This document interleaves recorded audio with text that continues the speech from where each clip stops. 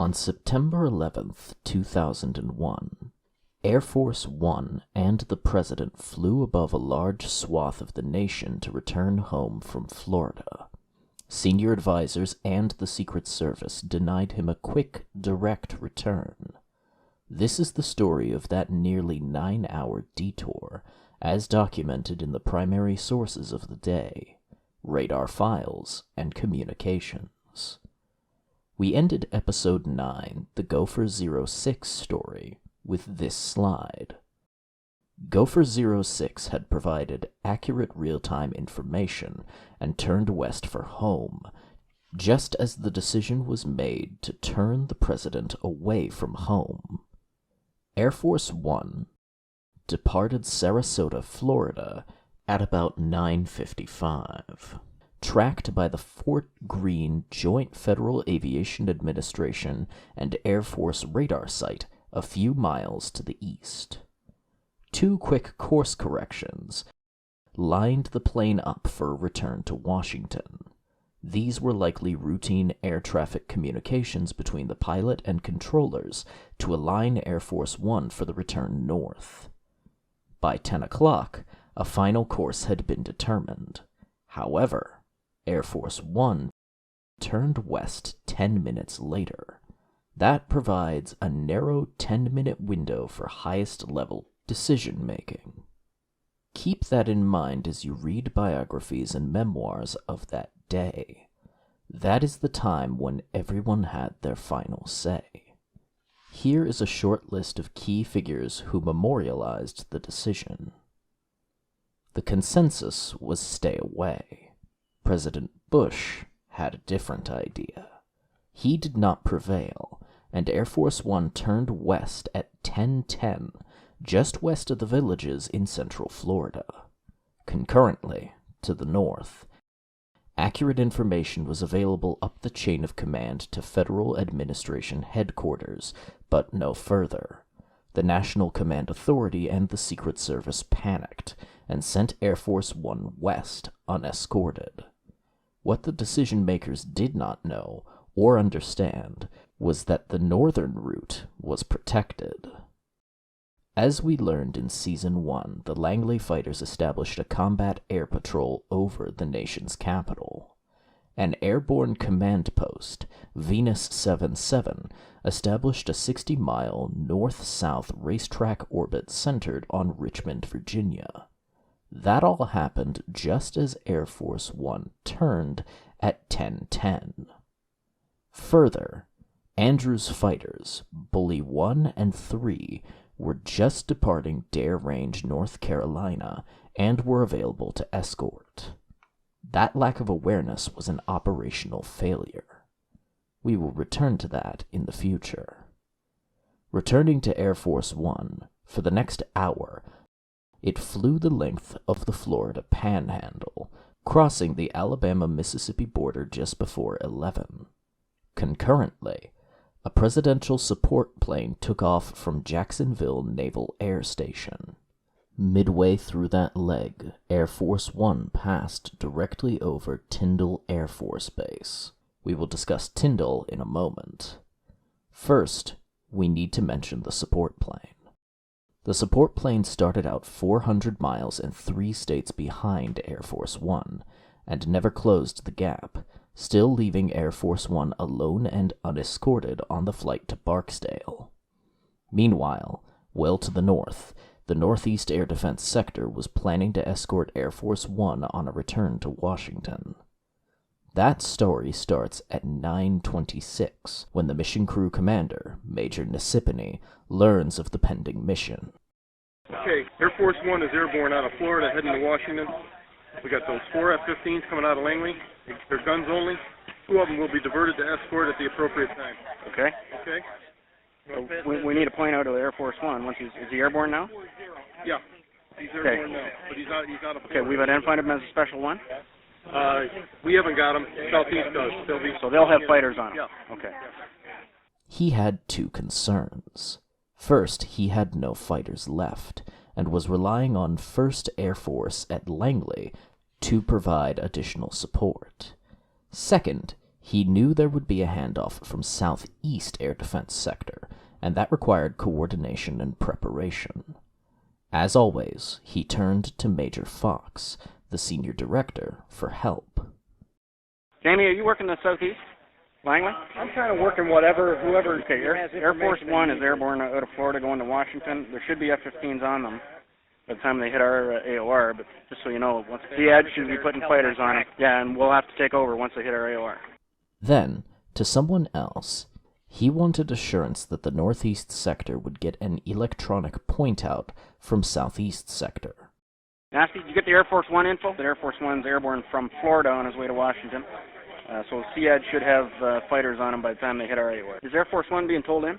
Finally, he turned to his senior non-commissioned officer, Sergeant McCain, to nail things down with Southeast Air Defense Sector.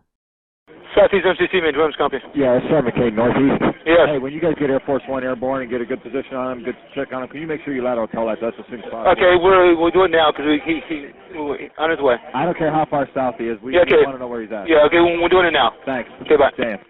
But there was a problem. He still had no planes, and none would be forthcoming, as we shall learn. The issue with 1st Fighter Wing support, an active duty command to the Air National Guard, had escalated rapidly to the 3-star level. Here is the conversation sequence documenting that lack of support. Northeast, Sergeant Perry. It's Colonel Kresge with 1st Fighter Wing. Yes, sir. Hey, do you have a senior controller or the senior duty officer or somebody around? Okay, we've got our MCC here. He's on the line. We got our senior director. I can send you to him. Okay. Whoever's in charge. That initial call escalated to the colonel level, which highlighted general officer participation. Cleveland, can I help you? Who's this? It's Colonel Kresge with the 1st Fighter Wing. It's Lieutenant Colonel Cleveland. Hey, we got a call from NORAD, basically saying get 4 jets airborne with a hot gun as soon as you can. Yes. We got word from ACC, the 3-star. Yes. Basically telling us to stand by because technically we work for ACC kind of thing, and let's make sure we got our story straight kind of stuff. Northeast Sector further established the immediate requirement. We're looking to get a 4-ship with gun or whatever you've got available to get up to finish escorting Air Force One back into the Washington area. Okay.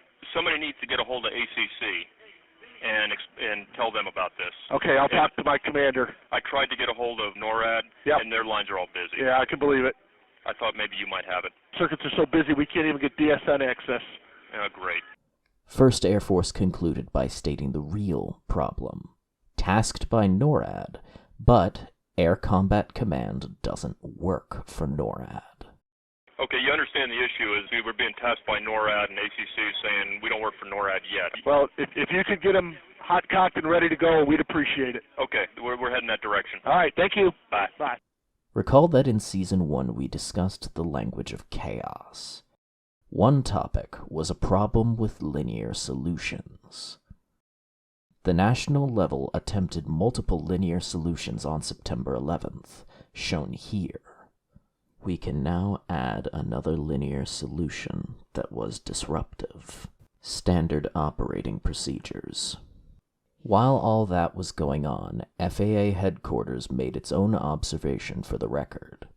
Air Force One is filing a random route, by the way. Okay. We don't know where they decided to go, but they still don't have a fighter escort. They still do not? That's correct. Holy cow. And that brings us back to Air Force One, north of Tyndall Air Force Base.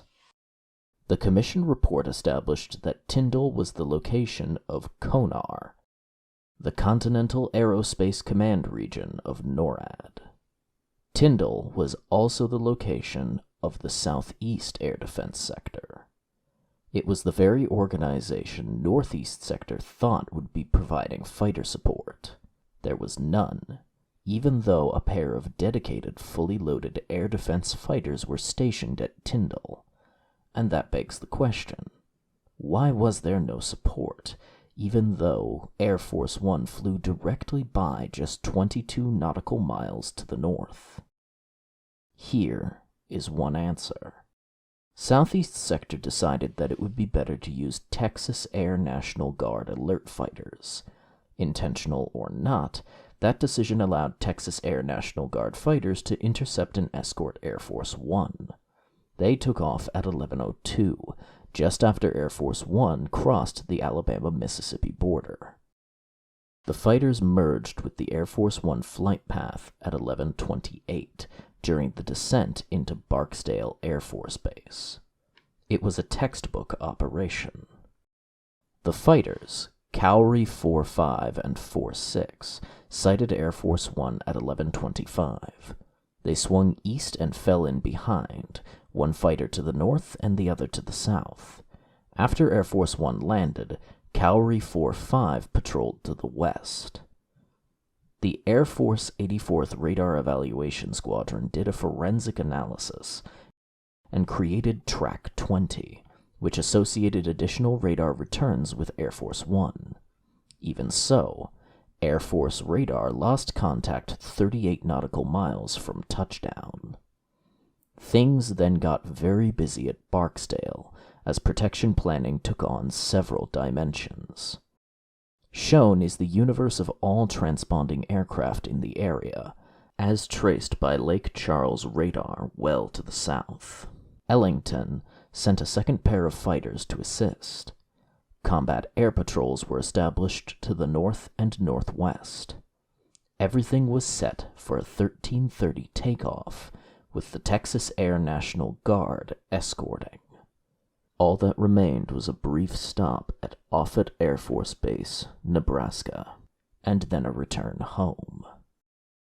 The return home involved AWACS airborne warning and command system support. A Freedom of Information request has been filed for relevant files. This means for now we will move on to Episode 11, the story of Delta Flight 1989, a suspected hijacked aircraft. That story began concurrent with the decision to turn Air Force One west, away from the nation's capital. The story quickly escalated to the highest level when NORAD made its announcement to the Air Threat Conference convened by the Pentagon. Consider that as we turn next to that story.